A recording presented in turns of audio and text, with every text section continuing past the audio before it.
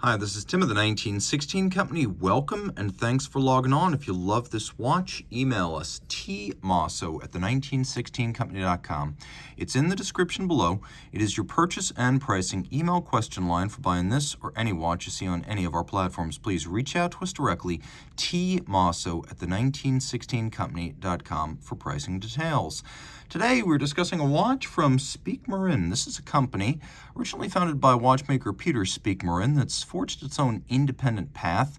Now under family management, the company is, well, I would say inclined to do things differently, as this incorporates the traditional Speake-Marin Piccadilly case, but it also features a dial-side open-worked movement. Appropriately enough, this is known as the Speake-Marin Openworked Hours and Minutes.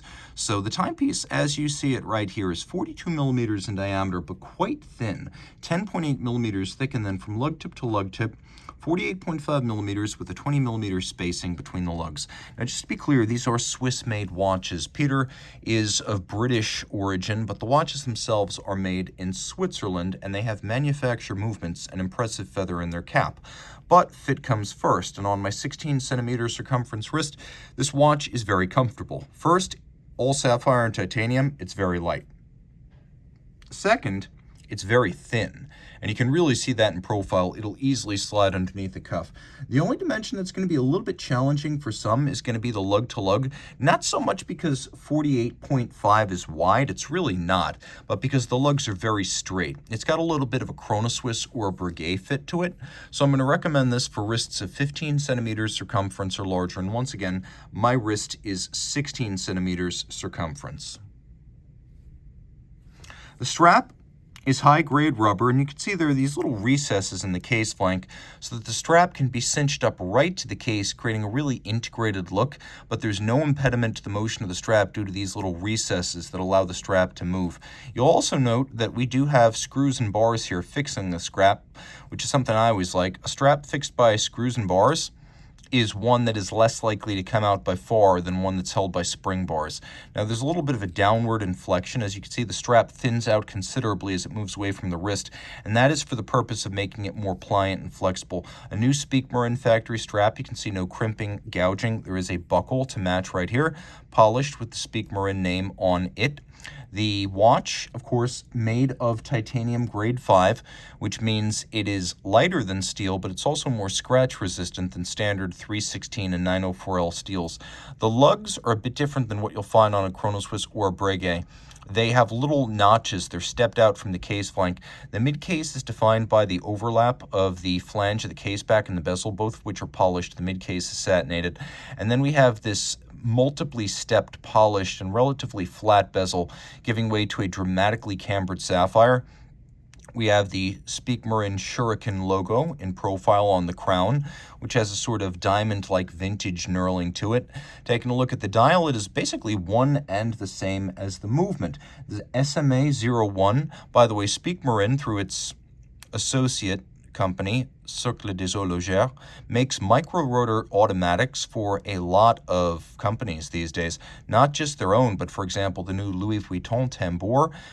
La Fabrique du Temps is given credit for that by Louis Vuitton, but it's actually Cercle des Horlogers that did most of the hard work and the heavy lifting. So what we've got here is dial-side Côte de Soleil, so it's radiating out from an imaginary center point underneath the second subdial. The watch does feature a hacking seconds function. You've got the little heart shape long associated with Speake-Marin, and then there's a scale-out board against which you can read the minutes. You can see it is a multi-planar dial where we have a combination of the mainspring barrel and a micro-rotor winding mass that sit on a lower plane than the dial, each of them having their own bridges. You could see Côte de Soleil, you could see mirrored beveling, mostly mechanical in its execution, but handsome, attractive, and cleanly laid down. There's engine turning, there's satination on the barrel as well as on the mass with some media blasting within the recess of the mass. Screw heads are polished, nice to see. And then we should talk about the movement itself. Although you can see it from the dial side, maybe it's a bit more illustrative to go to the back. You can see we have a bridge for the winding mass, which includes snailing on its reverse side, the Shuriken logo, and then there's gold gilding. We have bridges that are cut up nicely, creating a handsome arc architecture and a progression from the barrel to the escapement. Edicron is used for fine adjustment of timing and beat error, which I like to see. It's a very precise system. 33 pivot joules. It's got a 4 hertz beat rate and a 52-hour power reserve. And Speake-Marin emphasizes that it includes COSC specification adjustment. So it doesn't actually say it's been through the COSC test. It says it is COSC spec. So I interpret that to mean it meets the ISO 3159 International Chronometer Standard, which is what actually underpins the COSC test. So 30 meters water resistant. It's a sporty watch, but it's not a sports watch. It's designed to be a durable, everyday, daily driver. So lots to love here from a cool and small brand that does things its own way. Also, you can see the movement, 30 millimeters in diameter, is nicely sized to fit this case. If you love this watch, reach out to Team Mosso at the 1916 Company for purchase and pricing details.